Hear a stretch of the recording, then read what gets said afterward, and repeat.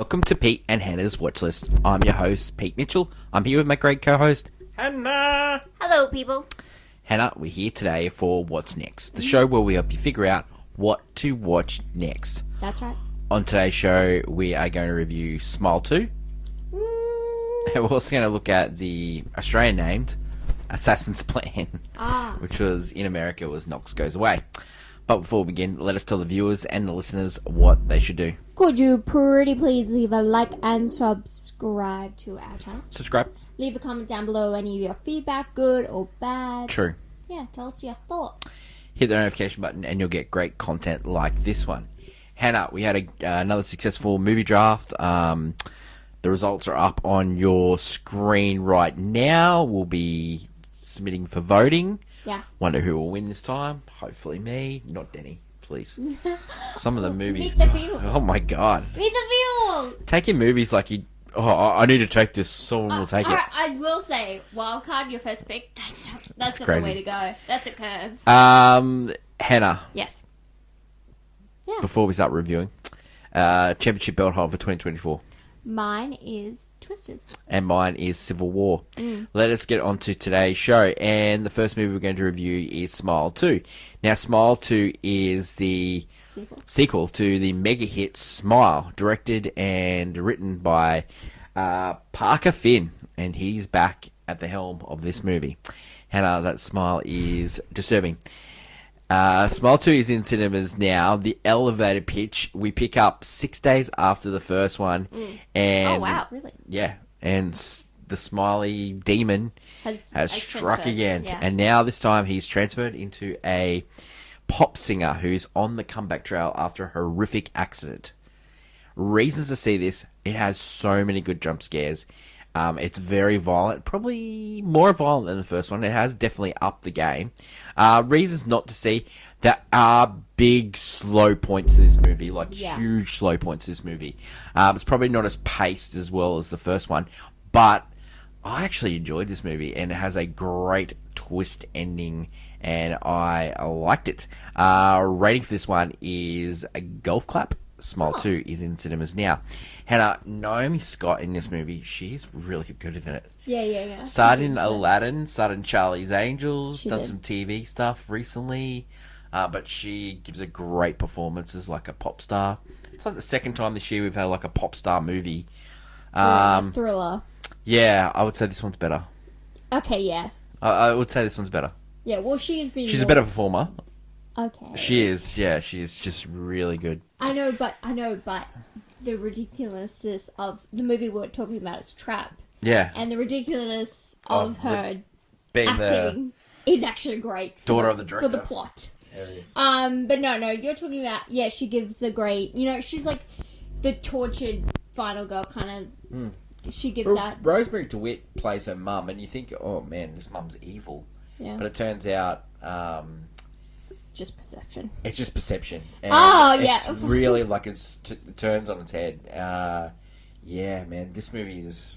Yeah, it's good. Yeah, it's good. It's always good horror. keeps you on your toe. It's good. Yeah, it's good. Continuation. Like, it is really a good continuation. It's, thriller, horror, gory. It's all the elements, psychological. Yeah. Yeah. I would say people should see it. Yeah, I think if they liked the first one. Yeah, a lot of people did, so... well, I think this is going to be like just an absolute franchise. Like, it just Good keeps popcorn. going. Yeah, great. Smile 2 is in cinemas now. The next movie we're going to talk about is Assassin's Plan, which is the name for it in Australia, but in America it was called Knox Goes Away. It was released last year in America, but we're finally getting it in Australia. Yeah. It is in cinemas now. The elevator pitch, you are an assassin, gun for hire, and you find out that you have this neurological disease that makes you lose your memory. It's not Alzheimer's, it's like super Alzheimer's. super Alzheimer's. I don't... And you only have a couple of weeks to go, so you have to get your affairs in order. And then your son comes back into your life, Yeah. and you have to help him. Yeah, he's messed up. This movie stars Michael Keaton, And is directed by... directed by Michael Keaton. That's a great reason to see. Yeah. He plays understated well, he plays the dementia well. Yeah, you kind of miss an actor like Michael Keaton. When you're watching a movie with him in it, you miss him. You realise, wow, I love these kind of actors. James Marsden, Al Pacino, man, yeah, good thriller. Good name. Reasons not to see. I could definitely see people saying this movie doesn't actually mean anything or anything like that, but I like it. In the fodder of like these like classic actors coming back to do movies like this, you know, it works. It does. It's serviceable. Yeah. In its nature, it's like earlier with the Sleeping Dogs Russell Crowe movie. Like it's 100%. Serviceable. Yeah.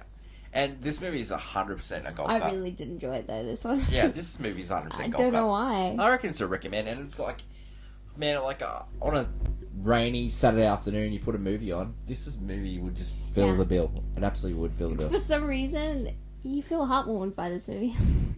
Yeah, I'm in a weird twist of fate. You know what I love about Michael Keaton? He can play Beetlejuice and just be over the top, and then he can play this movie where he's just really understated. Yeah, but then I've watched different movies like in his repertoire. Like you go from like something like Speechless, and then you go from a movie called Mr. Mom or Good Cop, where he's like a dodgy cop thing. Yeah, and you get stuff like that, and you're like, Wuthering Heights.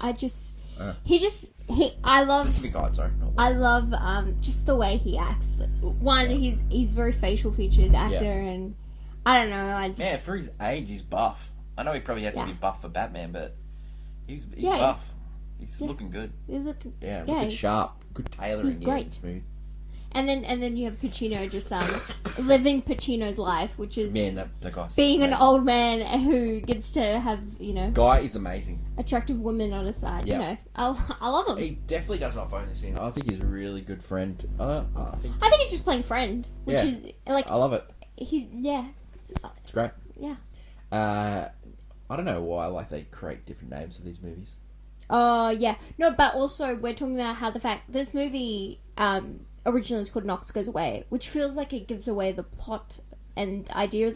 It does when you're watching the movie, and if you figure out what's going to happen. You keep saying the whole Knox movie. goes, I'm going away. Yeah.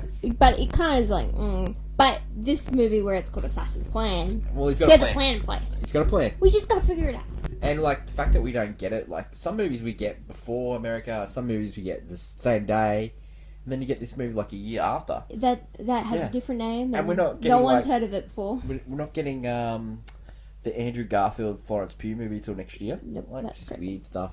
Nuts. Wow. Scheduling. Weird. That is it for today's show. Tomorrow on the channel is Movie News. That's correct. Awesome.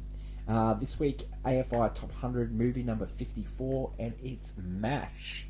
MASH, you say? Yeah, that's when I was humming before and you couldn't work it out. Yeah, because...